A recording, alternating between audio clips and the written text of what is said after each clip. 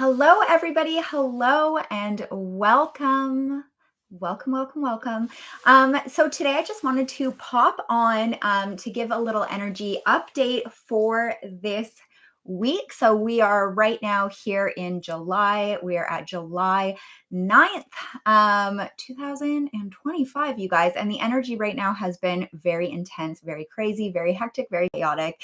And so I kind of just wanted to pop on and have myself a little wee rant, a little wee discussion about some of the themes that are playing out right now that I'm seeing, both on a collective level and how mainly it focuses us on an individual level. So those of you who have been in my world for a while will know that I prefer not to talk too much about things that are happening on the collective scale. I prefer to not talk too much about, all of the craziness out there. But for this video, I am going to touch on it because I think it's really important because I'm seeing this theme play out on an individual level. So if you are here right now and you are watching this live, or even if you are watching this on replay, if you are watching it on my channel, feel free to say hello in the chat and let me know where you are watching this from. So I, of course, am here in BC, Canada. So hello to everybody here. It is about 2 o'clock in the afternoon. I'm trying a afternoon live stream this time just to see how that works. I'm kind of looking for good times to do these. So in this video today, we are going to be going over some things, and I might say some things that are like a little bit controversial, but I would invite everybody here to have an open heart, open mind. And there might even be some things that you agree with and that you fuck with. So hello to Kat, who is saying hello from Missouri. So we are going to go over a few different things. So we're going to talk about the level of division and craziness and hectic fracturing of timelines and fracturing of realities. We're going to talk about that a little bit. And this is something that I have very, very big opinions about.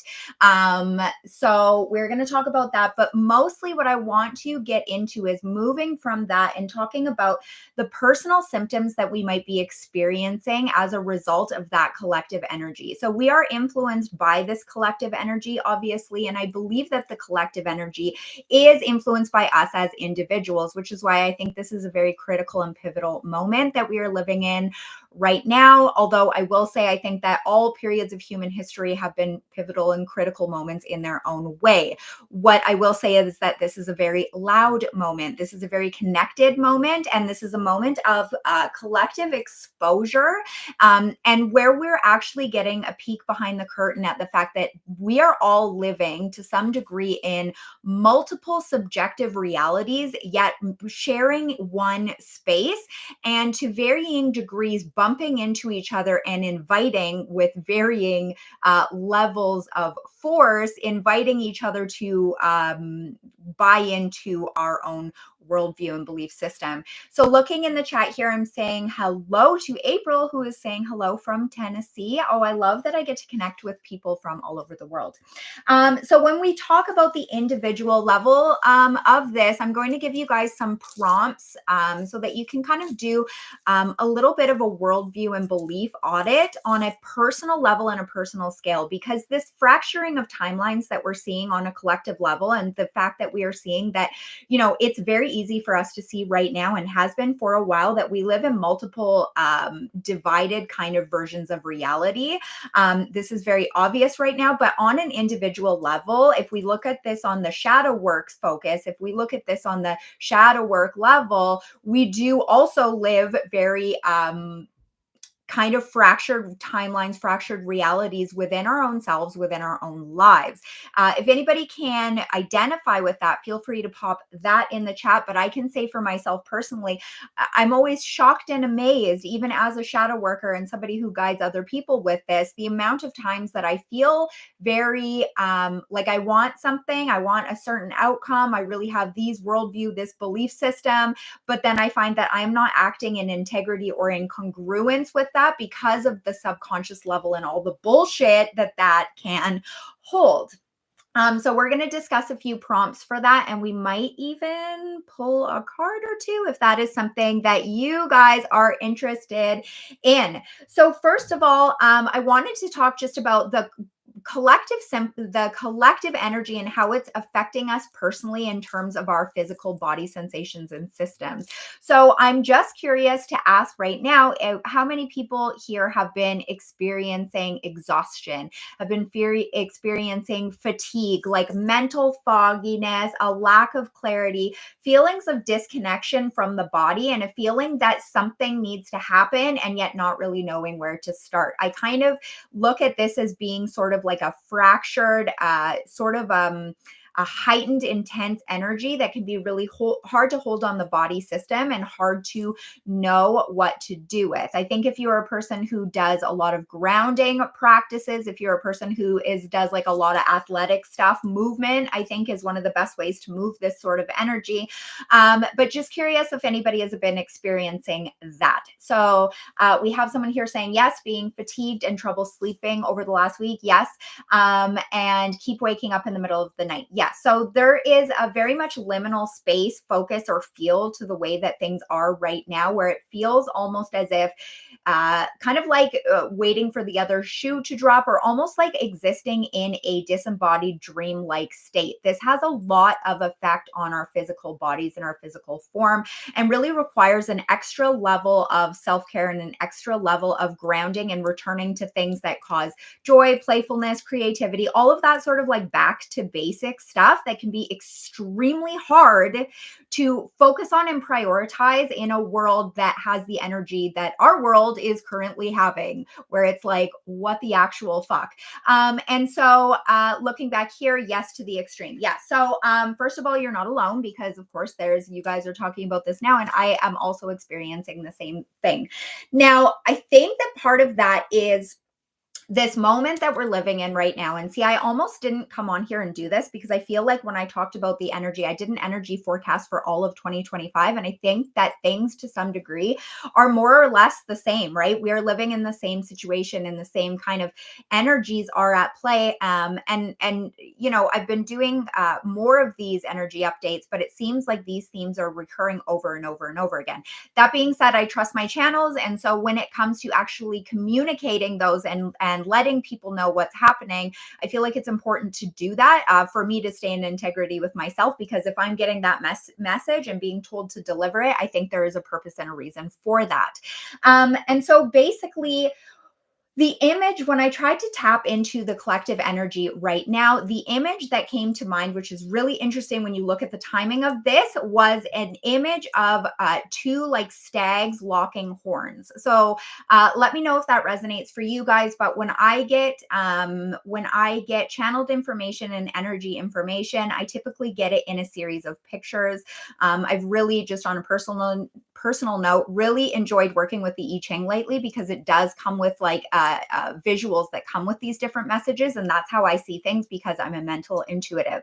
And so essentially I'm seeing stag locking horns. Now, the timing of this is really interesting because I believe we're in a stag moon right now, because there is a full moon tonight. And I will say that we're kind of in a pimple popping point in society right now, and with the energy right now, where I think that a lot of the things that are happening right now have the feeling of things falling into place and things being lined up that will have resounding consequences throughout the future. And I don't say that in order to, you guys know me, I'm not like a doom worshiper or anything like that. I'm not one of these people that wants to use, fear as a frequency director. That's kind of what I'm talking about, is a negative side of what we're experiencing right now. But knowledge is power. And I think the more that we understand that we're living in a pivotal time, the less we can take it on personally as being something that we are solely responsible for.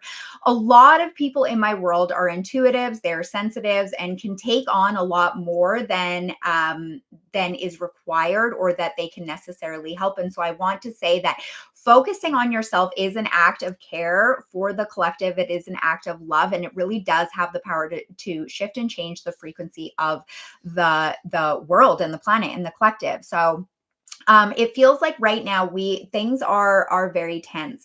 And the reason that they're tense is that collectively, we again exist in some approximation of a shared space, My dog's barking. She must agree with me. We're living in some approximation of a shared space or shared reality, this cosmic soup that we all live in. But we all live a different subjective reality. Reality to some degree has to be subjective because it is going to be tainted and colored by our own individual worldview, belief, and experience. So, some people believe very strongly that the world is very negative, that everything is out to get them, that everything is a conspiracy, that everything is bad, bad, bad, and there's no fixing it, that it's just all bunch of red flags, and that's all there is, and that's it. And they are going to move and exist and interact with their reality in a way that really does reflect that reality. To some degree, it is a mirror, and it does reflect back to us what we already believe through ways of our different cognitive biases. I'm hoping that I'm making sense clearly with that. Now, when you factor into play that there is a lot of other people that may be experiencing a worldview and belief system that is different, what can happen is the visual I get for this is kind of like different bubbles that are bumping up against each other and trying to force each other, or trying to invite, on the more gentle scale, each other to buy into their version of reality as the version of reality. This is where we can get situations that really reflect that idea or sensation that the road to hell is paved with good intentions. I mean, I do believe that there are things that are, good or evil, but I think that, to some degree, it is really subjective whether or not you are going to identify or label something as that. Everything that we communicate through our field, and everything that we bring in and interpret through our field, really does have to go through a layer of our subjective beliefs and experience that is shaped by our different energy makeup. It is shaped by our, upbringing, our worldview, all of that sort of thing. So, I'm one of these people that really thinks that it's very difficult and challenging to navigate a world like that, because I see things. I don't know if it's because I'm a Libra rising or what it is, but I see things in a state that it's actually a lot more challenging to say that this is objectively good and this is objectively bad, because of the fact that there is that subjective nature to reality, that subjective flair. So that you have people doing things that are, in my opinion, which again is colored by my own worldview, belief, and experience, in my opinion, I would say I think are abhorrent, right? But at the same time, they might be operating with a different rule book, a different handbook, and they may have reasons why they think they're doing what is best. And I think that the reason, and this is where I'm going to get a little bit ranty here, I think the reason why the world is so absolutely cluster fucked right now is because there is an inability for people to think outside of those very narrow boxes, to be able to understand that there is some middle ground and there is reasons why people think the way they think. And we need to, I think right now, collectively, our hearts are very open, but our minds are very closed because we are struggling so much to see other worldviews and other belief systems.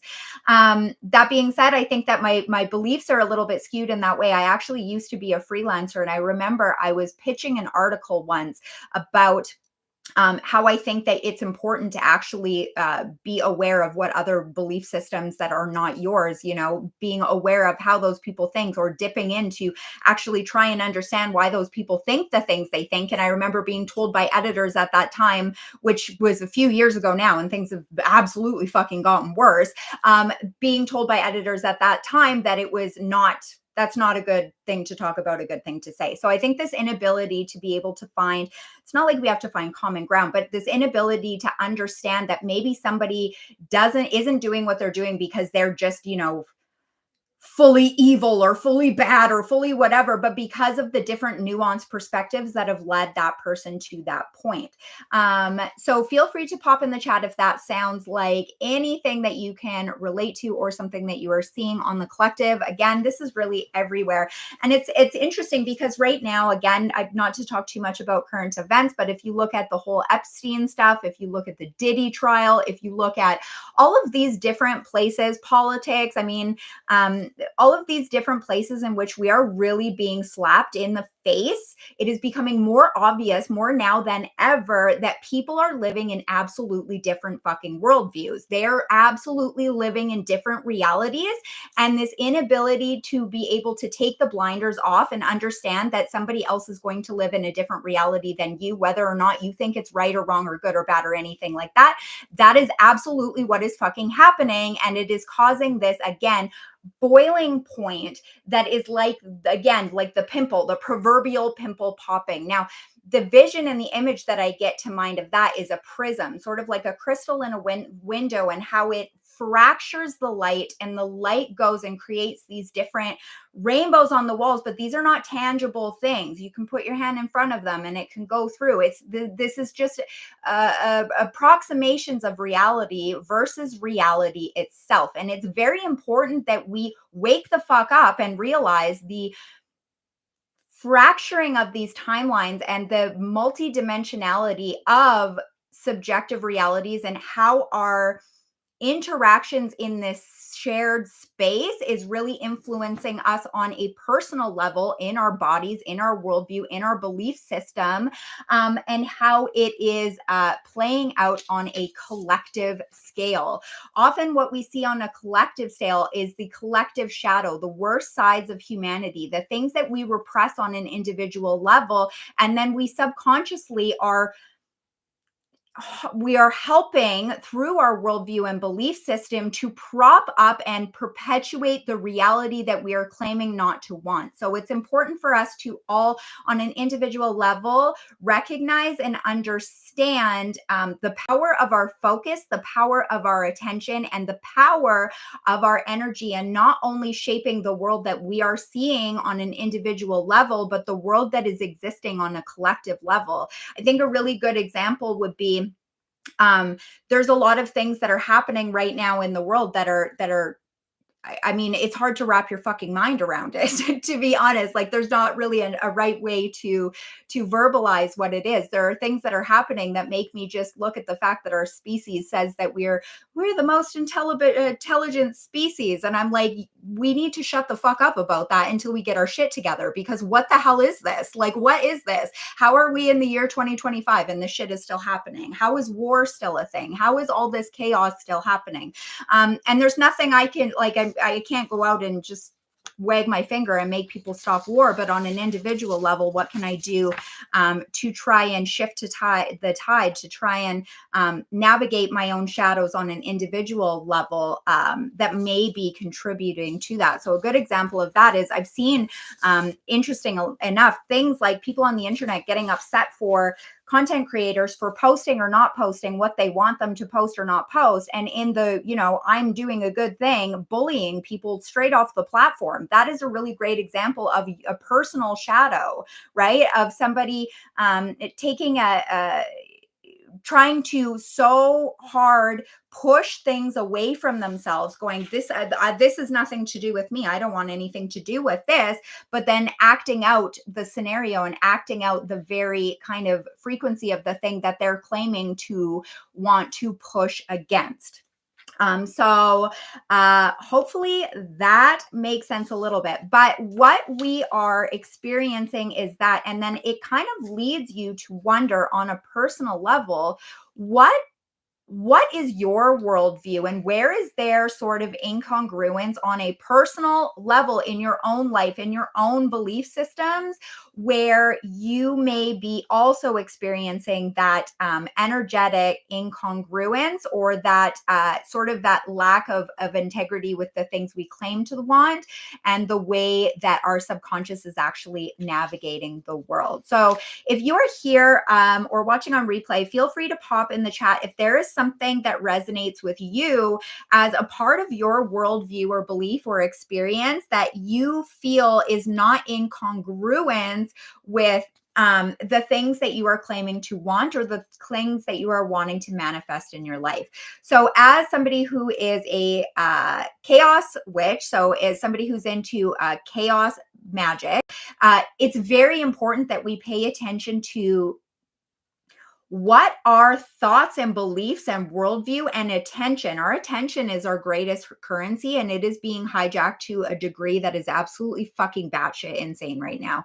And it is used to prop up fear-based systems, and it is used to prop up ideas about the world that we really need to move beyond.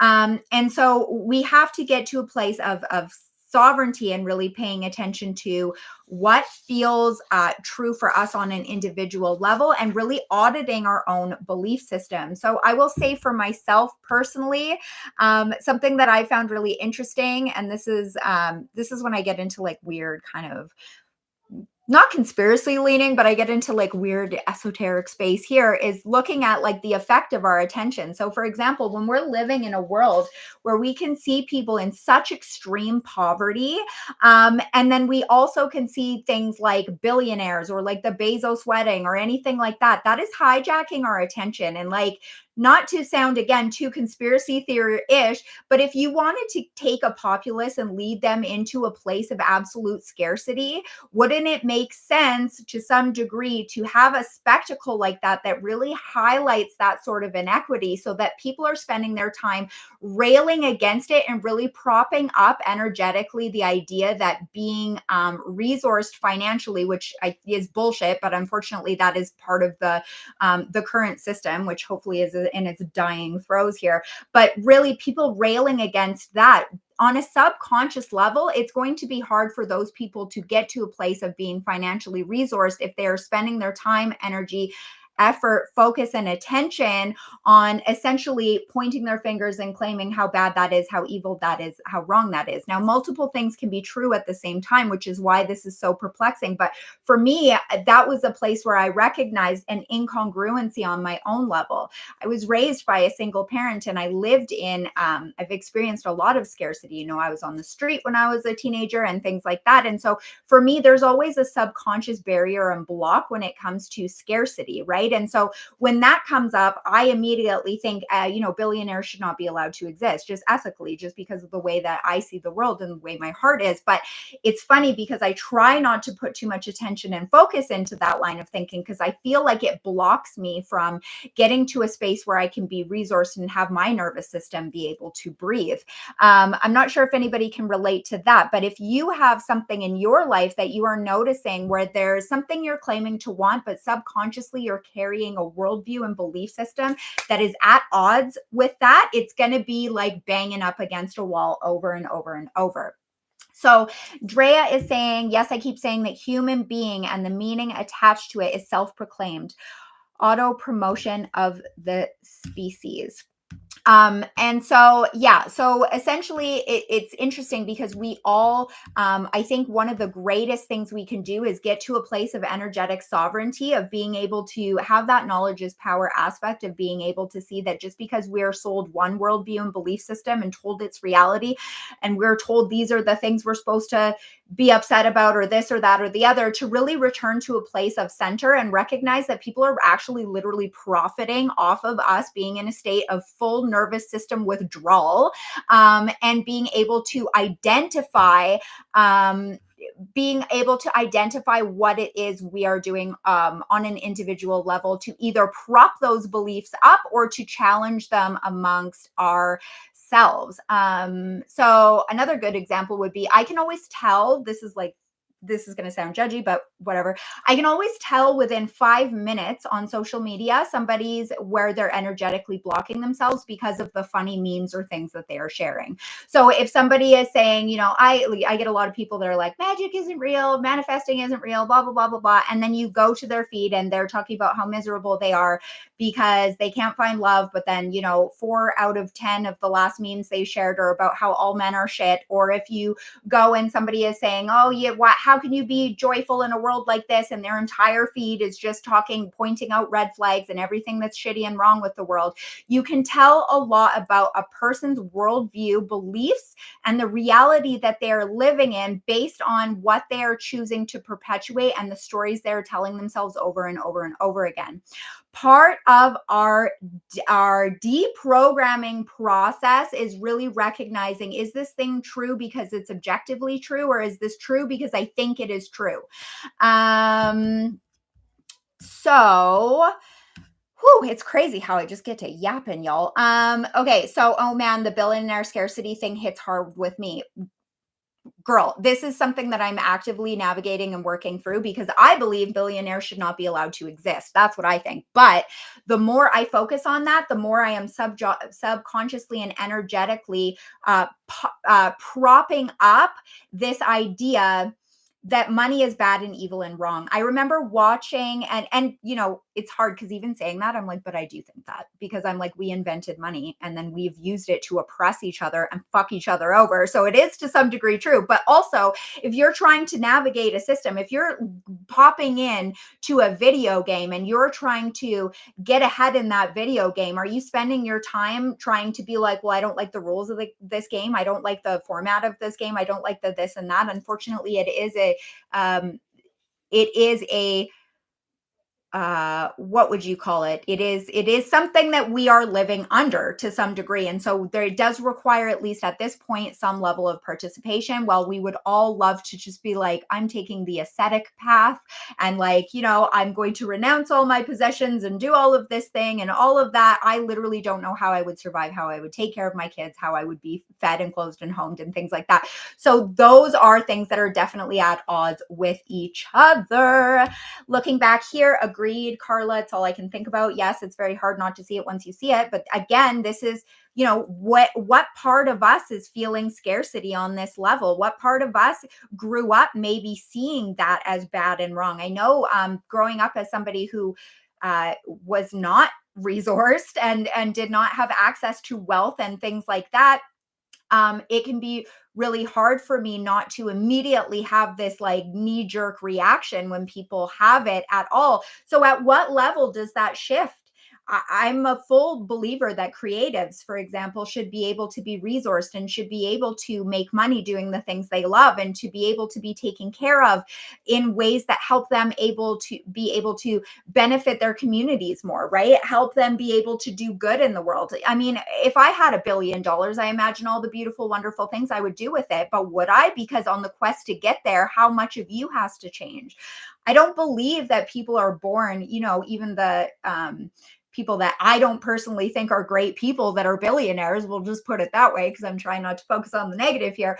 But it's not like I believe these are people that were born evil. These are people that were human babies at one time. They were toddlers, you know, they had sticky jam hands like the rest of us, right? So at what level and what point does my subconscious kick in and go, this is okay and this is not okay?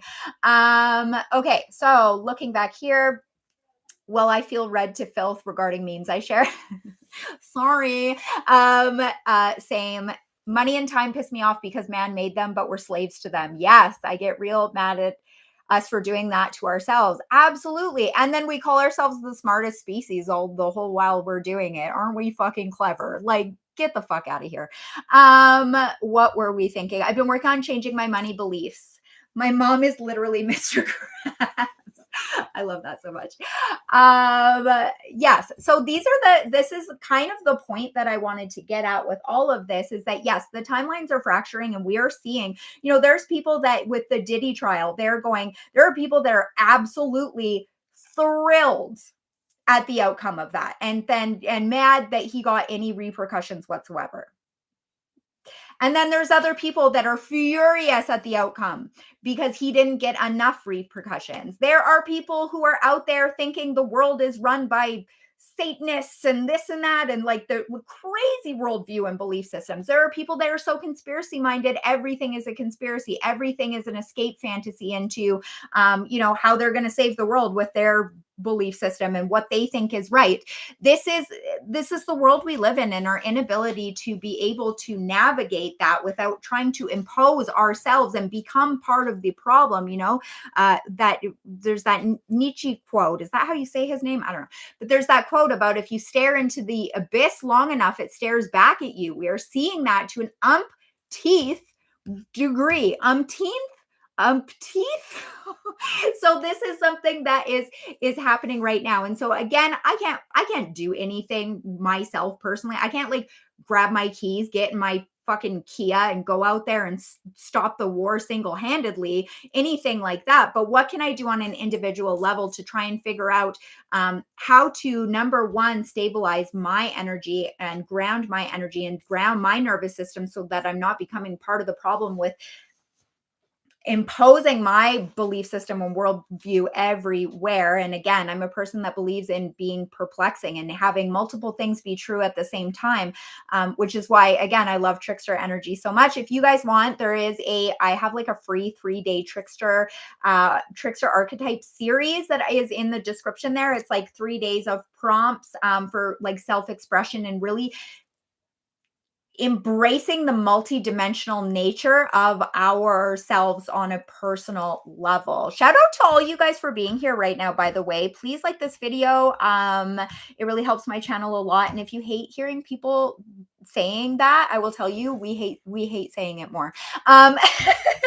So just shout out to that. And thanks to everybody that's been sharing my videos. It is a slog trying to start this stuff all over again.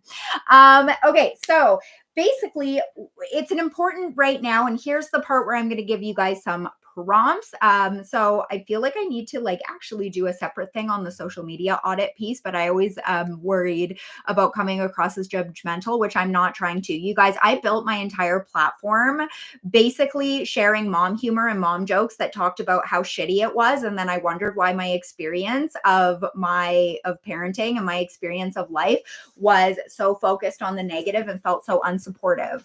I'm like, girl, shut the fuck up. So like, really, what parts of our lives, what beliefs are we propping up? So where in your own life are you locked in a form of opposition, right? Where in your life is there something you're claiming to want, but you don't believe is true and possible for you? Are you looking for a kind of love story that is like, oh my goodness, we've been together for 40 years and we died in each other's arm, but you're constantly going off talking about how all people are a piece of shit. There's no such thing as true love. Everyone's going to fuck you over. It's not your fault that you get these beliefs. We get these beliefs over time. In my book, Shadow Work for Hot Messes, that's my like interactive shadow work workbook, which by the way, it annoys the shit out of me to see people still confused about shadow work when this book exists. Okay. Because it is the easiest, hands down, the easiest, the most fun, the most creative, the most playful shadow work guide out there. It is so comprehensive. A lot of shadow work books are just blank pages and prompts. This actually gives guidance and prompts. But I digress. In that book, I talk about bodies of evidence. So bodies of evidence are basically, we collect all these skeletons in our closet. We collect this pile of corpses of reasons why we believe the things we believe. I'm insecure because people always fuck me over. Other people can't be trusted because I always have this experience again and again and again. And we pile up this kind of, again, this pile of like dead beliefs that we use, and we string it around to like feel very just in believing the things that we believe. When in reality, there's usually a whole other pile of evidence to the contrary that we do not see because of our tunnel vision, because of our worldview and our belief system. So if anybody is watching right now and feels called to share, if there is something in your worldview where you have internal opposition, where you have that belief incongruence, if there's something that you can relate to or think of right now, pop it in the chat, and I will read it aloud so that anybody who is watching this on replay can benefit from it. So for me, the scarcity one is really the biggest one that I'm working through right now. And it feels like being able to see these people parading around, these billionaires parading around from a chaos magic perspective. I always see that as almost a collective spell to get people outraged, to get people so upset that they are subconsciously blocking themselves from getting any sort of financial abundance. So for me, if I think of money, I have to take the money part out of it completely, which is very difficult things to do. And I replace it with being resourced, right? Because to me, being resourced means having the ability to help my friends get their nervous system in order by being able to help them out, being able to set things up in my own life where my nervous system can like calm down, being able to create more in the world. There's so much I want to do and create, but it's like there's also always this feeling of like, am I going to even be able to do that? Can I sustain myself as a self-employed person, right? So these are places where there's my own incongruence that I have to be faced with. So trickster is my favorite, and ornery shit like me. Yup. I love that so much. Okay. April is saying my negative thoughts tend to be more self-directed, and that is so difficult to change. It is exceptionally difficult to change. So I know for myself personally, my natural state of being is like everything is negative and very insecure, and nothing is working out for me because of me, because I am fundamentally flawed and broken, because there's key worthiness wounds there. And I think at the root of a lot of shadows, and I talk about it in my book as well, there are triggers and then there are core wounds. And I've talked about this before, but essentially what triggers us is always a reflection of our core wounds. And I think when you dig deep enough with almost all of these core wounds, there's a level of unworthiness and shame. And by shame, the definition I'm meaning of shame here is the idea that there is something fundamentally wrong with us that makes us deeply unlovable or deeply undeserving of good things, of success, of whatever. I think even when you get to the like type of shadow work where somebody is dealing with their anger, often the seed of that is also a seed of unworthiness, right? A seed of shame. So I see it as really kind of like the big Bowser boss of shadow work and of core wounds, because there are things that trigger the absolute fuck out of me that would not trigger somebody else because their core wound is different. So the way that I see it is that there's this, and then it's almost like it's this blossom that comes up to the top, and that is what the trigger is. It's a symptom. It is a activated live wire of the core wound that we really pick up through no fault of our own. I mean, some people may think there's even past life ties. Some people might even think there's a level of I know certainly in some cases it feels like there is a level of a past life connection to that, or some sort of karmic pattern of trying to get over. And so there is that. And so I definitely can relate to that one, because crawling out of the hole that I was in, I mean, you guys, I was a high school dropout. I had a baby at 19. I did not grow up with people who loved me and took very good care of me. It was kind of always just me against the world. And I was very much living in a state of my martyr shadow and living in a state of learned helplessness. And so the fact that I'm living the life I'm living now is so if I stop to think about it, it actually like fucks with my mind completely. But it's because I managed to crawl out of this space and started to moving into this realm of imagination. What if it isn't me? What if it isn't my fault? What is more interesting? It was funny. I had someone say once, and it was one of the most flattering questions I had been asked, but she was asked, she had an assignment or something where she had to ask somebody she admired that had the things that she wanted, what kept them going in hard times. And the truth for me is I really love a good story. And the thought of dying on the vine for me, and that is so much less interesting than the story I wanted to lead. I love a good comeback story. I love a good dark horse turnaround in the 11th hour. I love that sort of thing. And I think oftentimes that's what kept me going when Nothing else would, because there's really no logical reason why I should have the life that I have now, except for straight up pure delusion, which is why I like really put, and I mean delusion in the best way possible. I mean delusion in the way of looking at the limitations in front of you and being able to kick those motherfuckers to get somewhere else that you need to go. There is something beautiful about a comeback story. There's something so compelling. And to me, I had a deep desire, and it sounds vain, but to not be fucking boring. And I think that my story, I should have been a statistic. I should have been boring. And I chose to instead align to really holding my energetic sovereignty when other people even would be like, who does she think she is? What the fuck does she think she? All of those people are the people that are going to come for you asking for notes later and advice. That's just the way it is.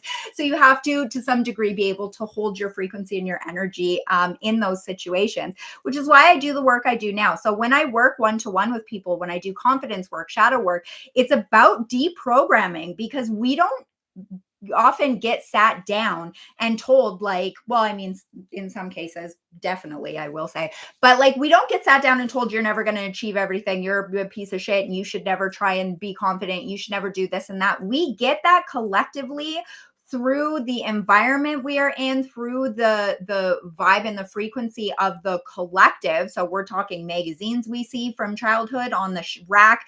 We're talking our parents' wounds that they then put on top of us. We're talking the limitations and beliefs of other people. You know, oftentimes this pops up a lot for creatives or people that want to be self-employed or people that want to do artistic kind of work, is you'll get from your parents or whoever, like, oh, well, shouldn't you get a real job and you can do that on the side? Like, that's your belief system, not mine, right? And so we perpetuate and we keep the ball rolling when it doesn't necessarily need to be rolling. Looking back. Okay, back in the chat here. I want to be seen and heard, but no one cares what I have to say. And is what I say really special anyway?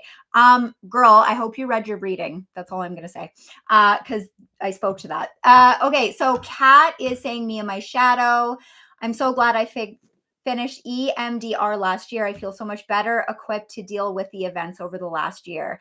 Yes, guys, I frequently I think about how blessed.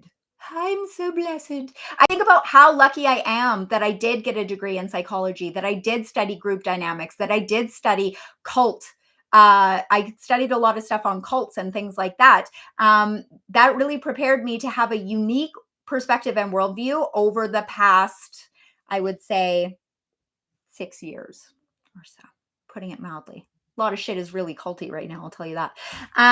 Okay, so unworthiness was basically instilled by my mother. It creeps up on me even now. Yes, and this happens to a lot of us, and I feel like unworthiness happens in male lines too, but it usually expresses and exposes itself a little bit different. So I think with men, there's often that unworthiness, that deep unworthiness that really gets communicated in a more angry way in a lot of cases. So there's this kind of inability to accept the sensitive side and accept the shadow in the way of like the golden things that they're holding. Whereas I think for women, oftentimes what happens is we learn this pattern of like sacrificing yourself on the altar of other people's comfort, sacrificing your own needs and beliefs. And oftentimes the first place we do this is in our relationship with our own parents, because we're trying to make things okay for them, things feel okay for them. Like, how do I minimize my own needs and desires and like the things that I want and the things that I think are true and possible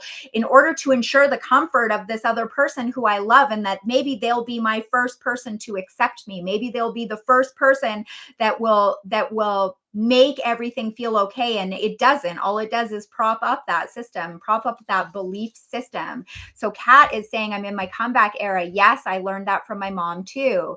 Yeah, shout out to everyone who has that particular wound, because it is something that is so pervasive, both for us as individuals and how it manifests in the collective level. So one thing that's been really helpful for me looking back is really getting to a space where I go, a lot of these beliefs, and this is where we get to the belief audit part. So some prompts for you would be, what are some beliefs you have about yourself and what is true and possible for you?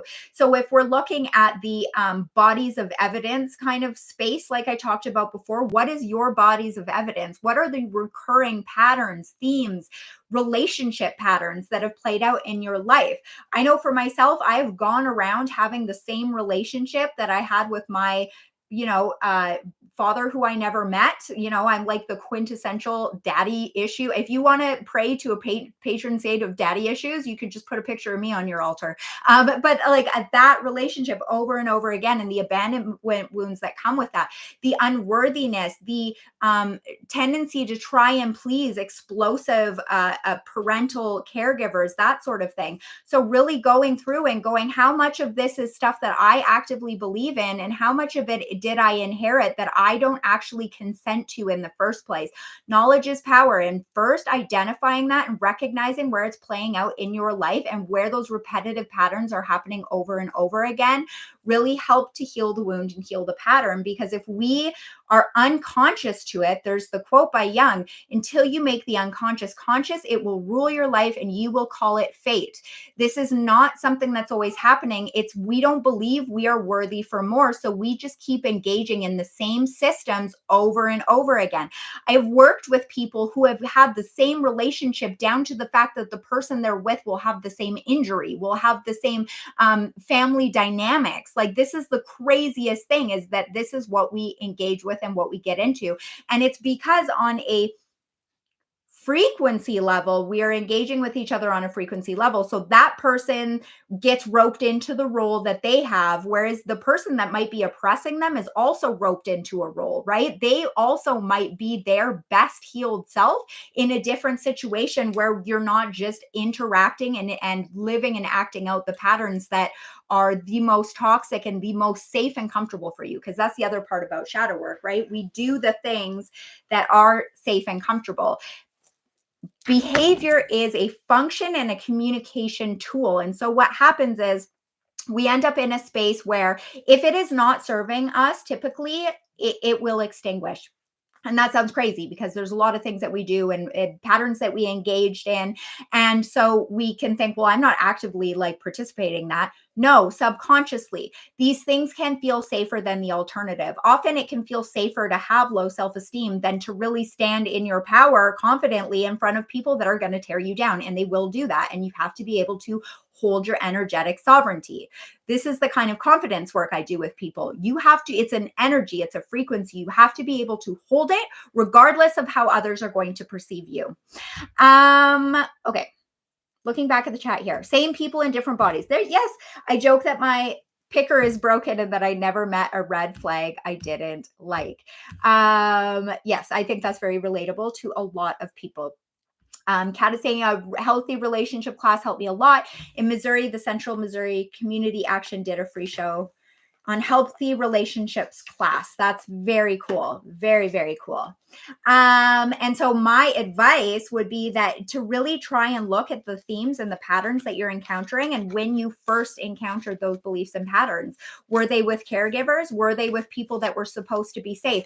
What is the theme of that? I know for me, I have friendship wounds of that, other people are not safe, deeply, deeply held wounds. And those started very early. And sometimes if you go back to the source and you go, okay, this theme, this whatever is played out, and recognize it's almost like a situation, like an explosion, a really dramatic event, or even it may not have felt dramatic at the time, but what is happening is it's reverberating and echoing. Reverberating and echoing throughout the future over and over and over. Do you guys, is this all like making sense, y'all? Are we all on the same page? Are we on similar pages? Again, if you guys want to, check out my trickster rituals thing, it is down below in the description. Again, thank you guys for liking this video. Thank you guys for sharing my videos, y'all. You guys are helping me a lot because I really enjoy it here way more than Instagram. Would you like me to pull a card from my deck, the Witchcraft Therapy Oracle? And I will do that. Okay. So that was okay. I have to speak to this. So Kat is saying, because my parents were not safe, this is very, I feel the shit out of this as my primary caregiver. So who could I trust? But what I've learned is how to trust myself. And that has to happen. It has to happen that way. And it sucks. And we can rail against it, or we can acknowledge that's the situation we're in and really recognize. In my case, I will say, and I just recently also found my biological dad, reached out to him. He's never met me. I don't think he knew anything. Yeah. Anyway, I reached out to him and he ignored me. Now I can see I have plenty of family members, brothers, sisters, that sort of thing. That was devastating to me, but also not, because I got to a place where I think, and this might be helpful if you're watching this, I think that some of us are meant to exist in this world. And I think that we, again, if we're looking at collective shadow experiences, I think a lot of us buy into some bullshit, this Disney idea of what mothers and fathers should be, what a family should be. And in reality, that is actually not the norm. While it should be our North Star and the way that we orient to, and the way that we strive to be, I believe that I would not be the parent I am to my kids without having the experiences that I have, that I don't really like to talk about a lot, just because the fact that there are, there's various reasons for it. But I think that I choose not to be defined by the relationship and the worldview and the patterns of people put on me when I was young that I would never go to for advice now. And so I just wanted to say that I think some of us are meant to be on this world. I think we're meant to be on this planet. We are meant to serve and share and communicate and uplift others in a way that just means we are meant to be here. And the vessel or the mode that happened doesn't always get to be the Disney Pixar version. Sometimes we are just meant to be here and we are given vehicles, and that's enough. And I'm grateful to be alive, which is something I also never thought I would say. And so I'm grateful for the experiences that I've had, the hardship that I've had regardless. And so there is that. So now I'm going to pull a card. So if you are here and you had less than, a less than perfect family experience, there, I believe, is a reason that you should be here. And there is a reason why you should be here with that particular level of experience and the impact that can have on the world around you. And I truly believe that. And I do like energy readings for people, and I work one-to-one with people, and it's crazy because you don't have to be somebody in the public eye or somebody that is necessarily doing counseling work or one-to-one work or energy readings or anything like that in order to have a collective impact on the environment that you're in and the world around you. That's the crazy thing, right?